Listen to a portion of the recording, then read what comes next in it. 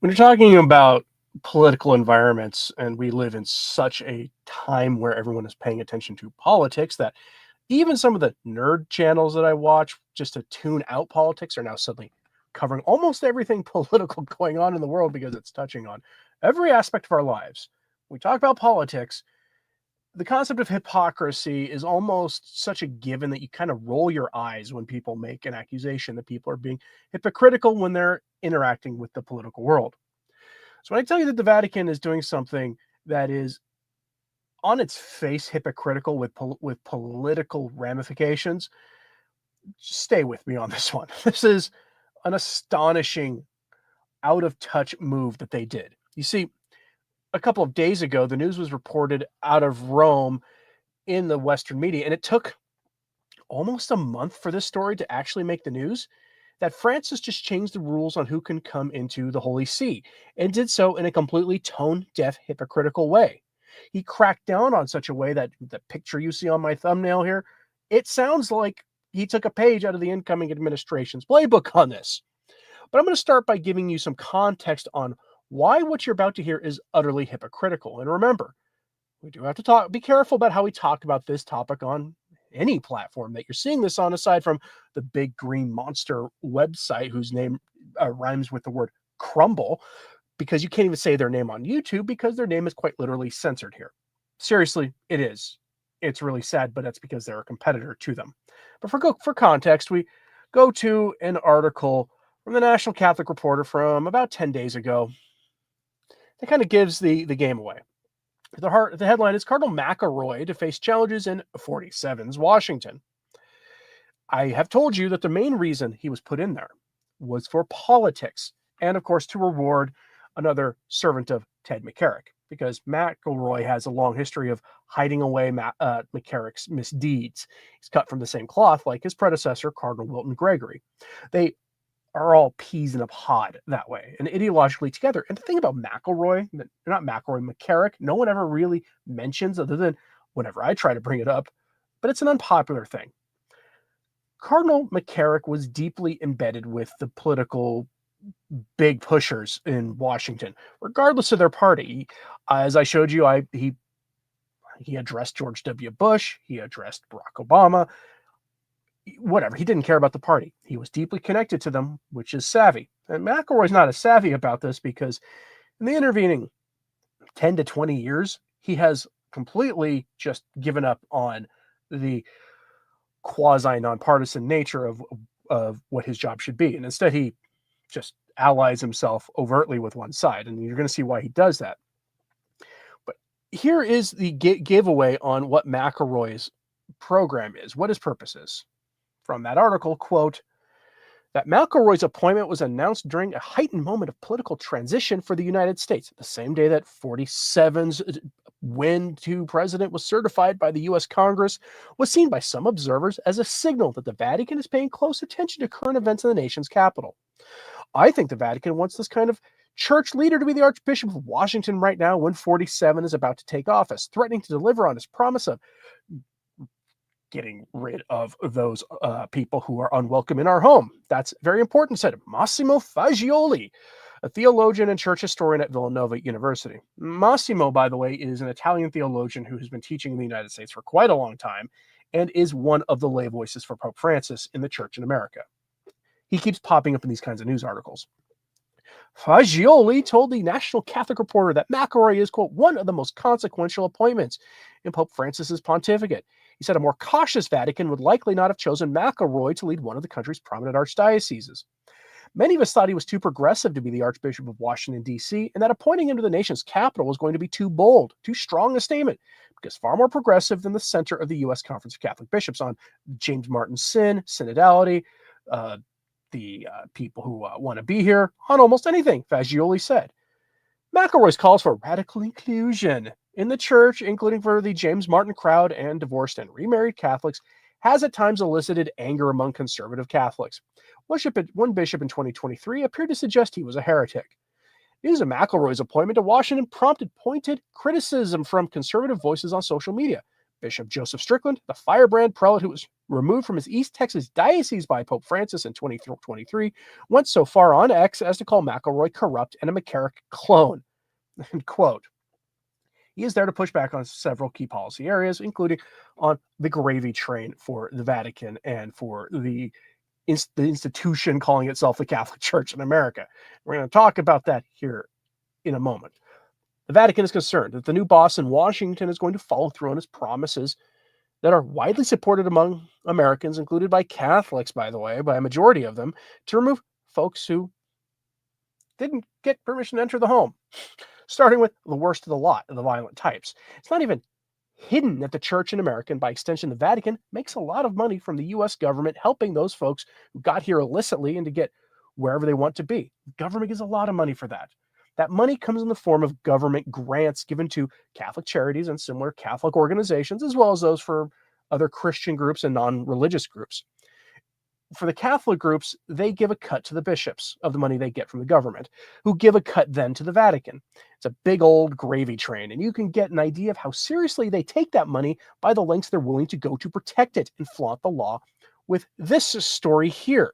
This one just broke a day or so ago, and it was surprising but not surprising, shocking but not so shocking. So we go to complicit clergy, who were reposting this from something called The Dialogue, with this headline: Texas Attorney General says Catholic charity in Bishop Seats' diocese operates stash houses, hiding away people who really want to be here, and did so illicitly. The state of Texas has been battling Catholic nonprofits for violating Texas and federal law on rather basic things. And look, Texas is going to win that battle. They just are. I don't need to go into details for this article since it's pretty obvious. The bishop and the nonprofits in questions have been hiding unwelcome visitors and facilitation of federal programs from the outgoing administration, thus breaking the law on the promotion of their policy, which is weird, but that's not that unusual. And they intend to keep doing it even if the federal dollars dry up. There's a whole lot of ideological reasons behind this, including something very basic, and that is, as we'll touch on in a moment after we get through this main story, the rejection of the reign of Christ the King, because the new synodal church rejects the reign of Christ the King, and it has since Vatican II, at least in what the church always taught before Vatican II on what that means. And they've supplanted it with this more feel-good, touchy-feely thing that you can't even really teach about in the new synodal religion either, as I'll show you here in just a couple of minutes. But everything I just showed you here is all for context, because context is what matters. See, McElroy chastises the incoming boss on how his policy is unchristian and a violation of Catholic social teaching, when it's not a violation of Catholic social teaching. It's a violation of Bergoglian social teaching or synodal social teaching. But the Catholic Church has always consistently said that Caesar has a right to decide who enters his house, and those who enter his home need to follow his rules, including on entering his house to begin with. And those who don't can't be asked to leave his house. If somebody climbed into your home through a window, whether they, opened the window themselves or if you left it open by accident, you have every right to ask them to leave, right? That should be a given. And it's as simple as that. Aquinas talks about this, and so do other of the great minds in the church. The new synodal church echoes our progressive rulers who say that it's bad and wrong and rigid and clericalist and all the rest. But McElroy is meant to play interference in the new boss's program, so keep that in mind. So we go to this stunning bit of hypocrisy out of Rome. For this headline from Info Catholica, the Vatican has significantly toughened penalties for those entering into the Holy See without permission. Of course they have. Of course they have. Because it's a problem everywhere. And it's really easy to say one thing when you are in a position of power, but to do another thing when whatever it is you're advocating comes home to affect you personally. Stunning hypocrisy. The policy sounds an awful lot like what's about to be implemented here in America. Look at the article. Quote: surprisingly, the policy for letting whoever wants to enter your home in the Holy See, both of the legal and not so much varieties that Francis has been calling for since the beginning of his pontificate, is not applied in the Vatican, where he is head of state. Nor is it something inherited, as Specula has revealed. Since last month, the penalties for entering the Holy See without permission have been considerably toughened. The text signed by Cardinal Fernando Vergez Alzaga, president of the Pontifical Commission for the Vatican City-State, entered into force immediately upon its publication. The decree provides, among other measures, for sentences of imprisonment of 1 to 4 years and fines of 25,000 euros for who enter who enter the Holy See by illicit means, including some really nasty illicit means. The latter includes actions such as fraudulently getting past the systems in place to check for these things and all that kind of thing. These policies that he put in sound a little bit like what the red hat wearing incoming American head of state is wanting to put in. Meanwhile, they put a cardinal in Washington, D.C. to say, no, that's bad. Just ignore the fact we're doing this all over in our own house, just a couple blocks away. It's nutty. It's stunning hypocrisy of the best kind. And all it does is harm their own credibility. I've seen secular media reporting on this and openly laughing now at Francis and the Vatican. Now, the article from this next article from Mesa and Latino sums this up nicely, right? And they give us this rather humorous headline that is translated with a browser extension, but it's in praise of inconsistency. The Vatican now criminally punishes those who enter the house without permission. Meanwhile, we are told we are not good Catholics or good Christians if we want the same for our neighborhood that the Vatican gets. The hypocrisy is delicious. And the pushback they're getting on this is great. They should be getting all of this kind of pushback.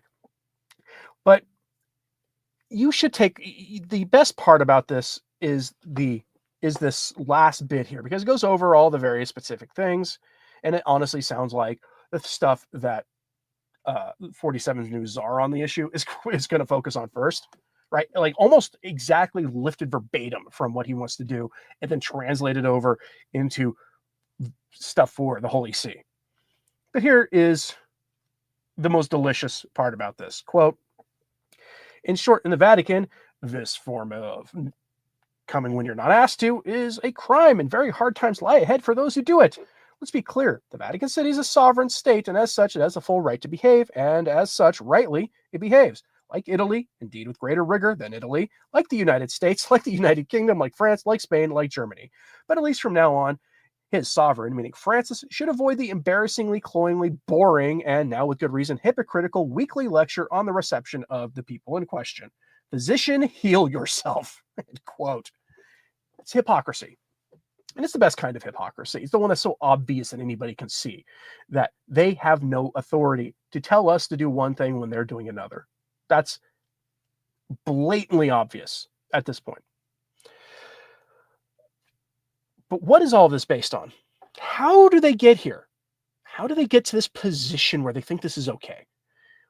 This is all based on a denial of the social reign of Christ the King, the pre-conciliar teaching of this, which is different fundamentally than the post-conciliar teaching on Christ the King.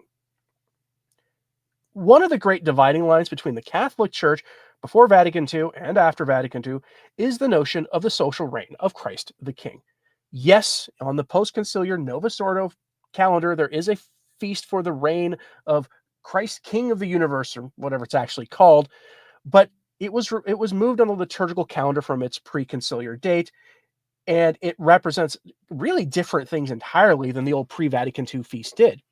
In the debates in the 1980s between Archbishop Marcel Lefebvre, founder of the SSPX, and Cardinal Joseph Ratzinger, the prefect of the Congregation for the Doctrine of the Faith, was the issue of Christ the King, specifically the social reign of Christ the King. According to the biography of Archbishop Lefebvre, as well as other biographies and his own speeches and things, you can buy that book, by the way, on the website for Angelus Press. But Archbishop Lefebvre, could not get Cardinal Joseph Ratzinger, the future Pope Benedict XVI, to affirm the pre-conciliar teaching of the social reign of Christ the King that goes back to antiquity. That wasn't really formally defined in any way until 40 years before the council, because Christians everywhere got it. They understood it.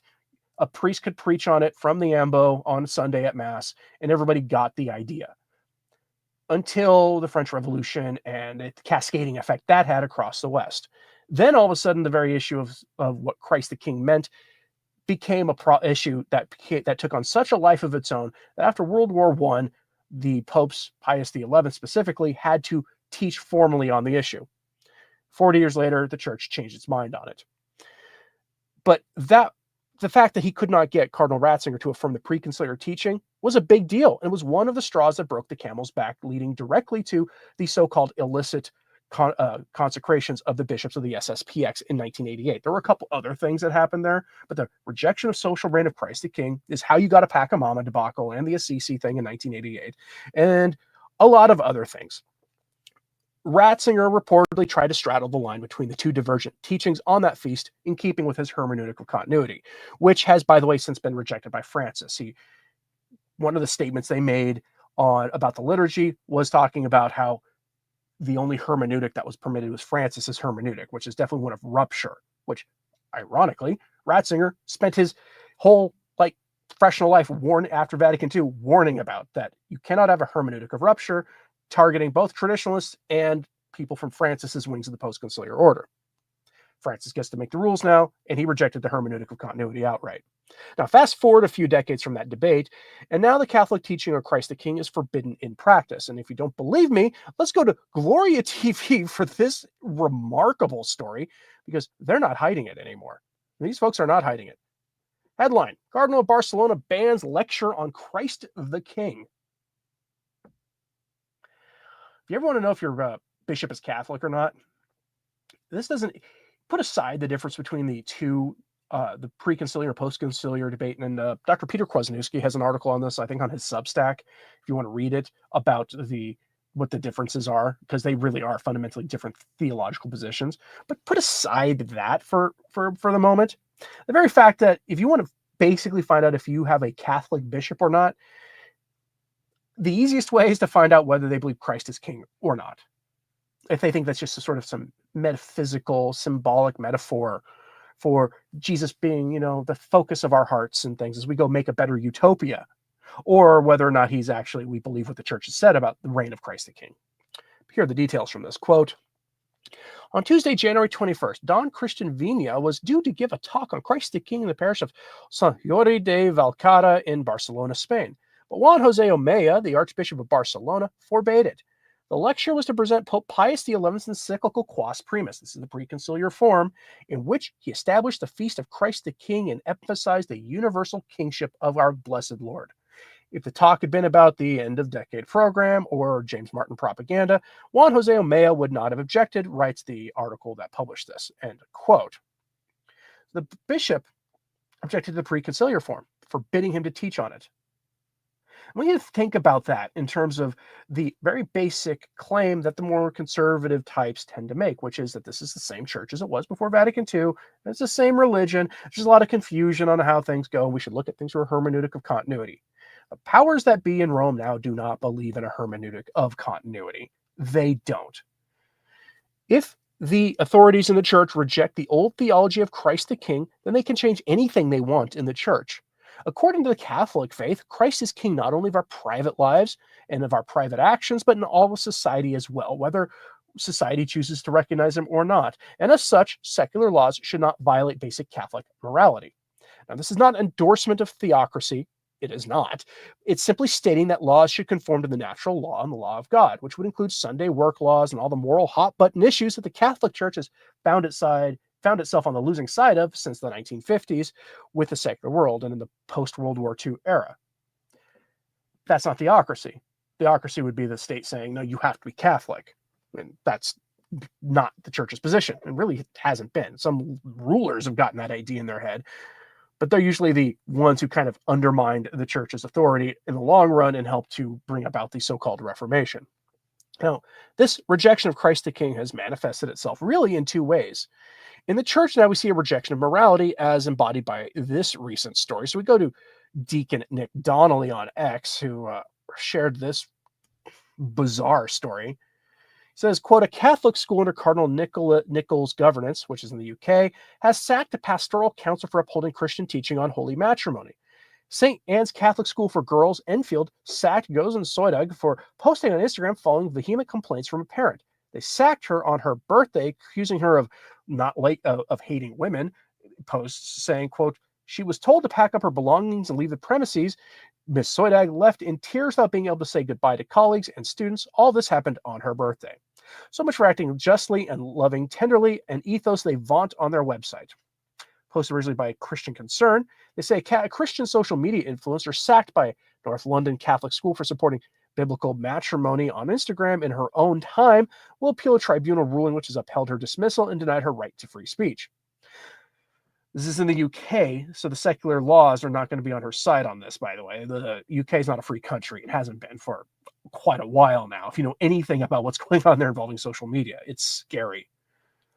Supported by the Christian Legal Center, Goys and Soidag had launched legal action against St. Anne's Catholic High School for girls for wrongful dismissal, harassment, discrimination, and breaches of her human rights on the grounds of her Christian beliefs. During proceedings, the assistant head teacher at the school, Joe Saunders, was asked if Gozen's free speech had been curtailed. In response, the assistant head said, "We did not curtail her free speech. We just said that she had to take down her posts."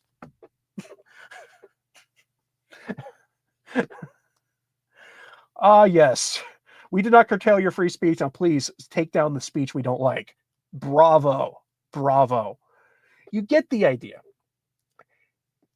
The other way, though, that this denial of Christ the King manifests itself is in false ecumenical dialogue. Since Vatican II, the church has suffered from what I call ecumenia, basically meaning that it's willing to deny its own foundational claims to make Protestants and schismatic groups with valid orders and sufficient influence feel good about themselves by affirming them that their schism and heresy is fine and that they don't really need to come home to Rome.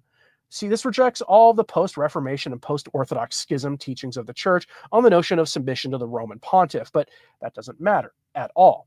The only people they really care about submitting to the Roman pontiff are meanie-headed trads who point out that things are very different now than they were up to about 60 years ago, and that maybe we should rethink the direction things have gone. Now, this latest form of this rejection is reported on by the Catholic World Report with this rather unfortunate headline of Rome to host ecumenical vigil during week of prayer for Christian unity.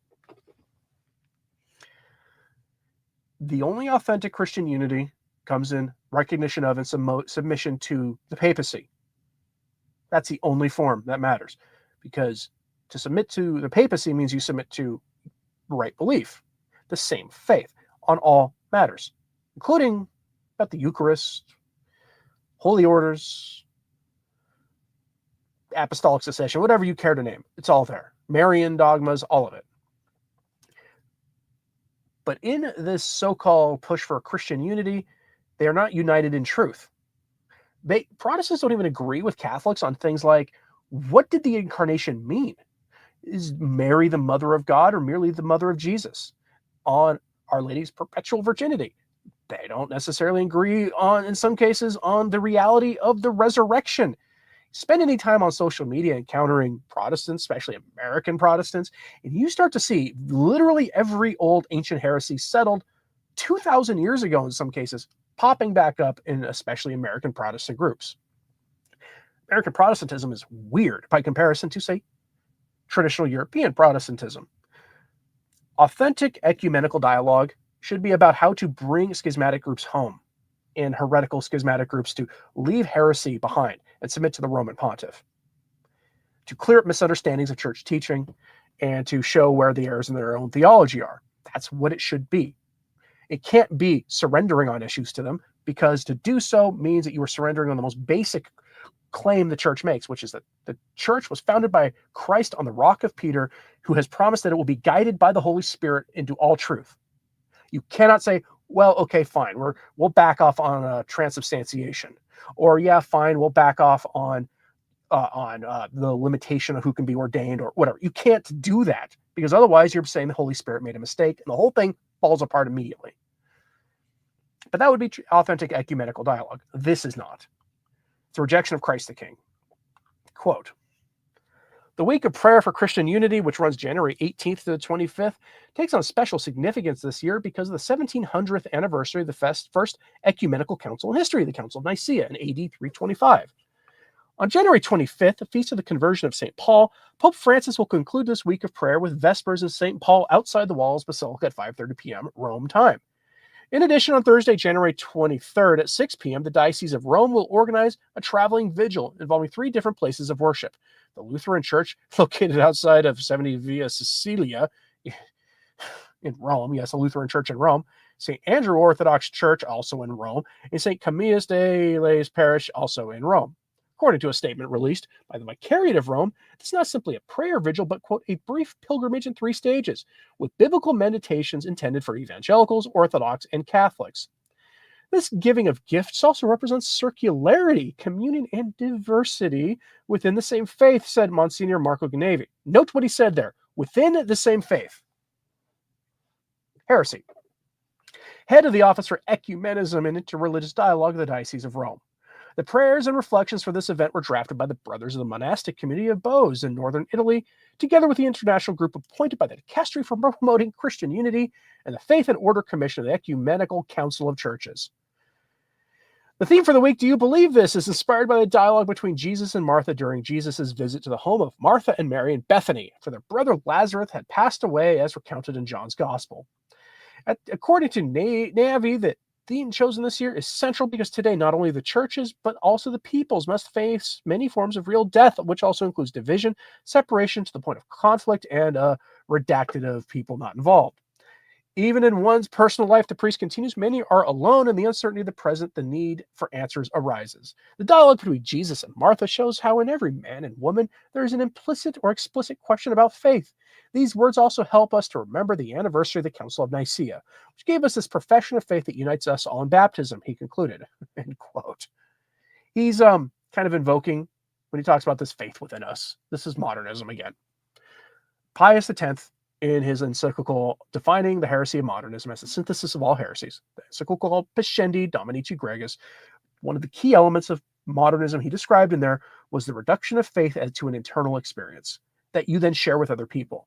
And they share their internal experience with you, and from there you figure out what the truth of faith is. He called that a heresy. And it is. And you just saw it just kind of hinted at there. That is... Shabak says, I see value in having good relations with local heretics and apostates. I mean, there is any good relations, sure, but this crosses the line on that. Traditional Catholic says this false ecumenism of compromising on doctrine for the sake of unity is a betrayal of Christ. Precisely. All right, folks. If there's any final thoughts on this, let's see. Kulplata says, that school counselor, she was sacked for nothing. Unacceptable people get behind her. Don't be weak and let these things go. There has to be pushback from normal people, and you would hope from local bishops, but they're gonna do one of these. They're gonna twiddle their thumbs and do nothing, especially in the UK, where speaking is now dangerous. Is there any final thoughts on this in the live chat or in the comments? Get them in now, because this is, we're talking here about just unbelievable hypocrisy coming from Rome. Like, it's just so ridiculous on its face while everything else is happening. And it's all connected to this rejection of the social reign of Christ the King. Christ is king, whether we recognize him or not. Every knee will bend. And it's one of those things it's easy to get worked up on. And I'm trying to rein in how much I'm getting worked up these days doing this. Damien says the battle is reaching to a point where mirrors the story of the fall of angels. When these angels began to push the good angels back, the cherubim call for God to release his light. Yeah, and